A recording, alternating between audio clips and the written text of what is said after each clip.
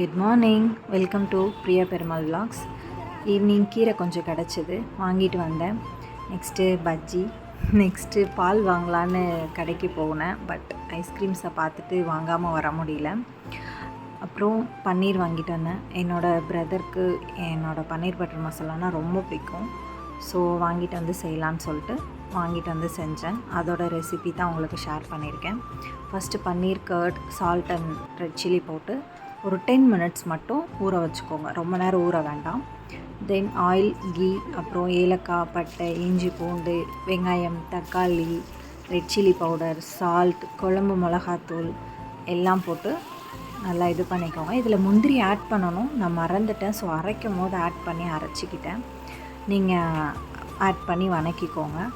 எல்லாம் இது பண்ணி பன்னீர் அப்புறம் ஒரு 10 மினிட்ஸ் ஊறினதுக்கப்புறம் கீ போட்டு நல்லா ஒரு இது பண்ணிக்கோங்க. அப்போ தான் ஒரு ஜூஸி ஃப்ளேவர் கிடைக்கும்.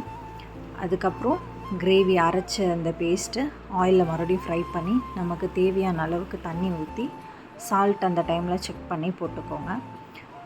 தென் அது கொஞ்சம் பச்சை வாசனை போய் ஒரு மாதிரி கொதிச்சு வந்ததுக்கப்புறம் நம்ம ஃப்ரை பண்ணி வச்சுருக்கிற பன்னீரை ஆட் பண்ணி எண்ணெய் பிரிஞ்சு வர்ற அளவுக்கு ஒரு 5 to 10 மினிட்ஸ் சிம்லேயே வச்சு ரெடி பண்ணுங்கள். சூப்பராக இருக்கும்.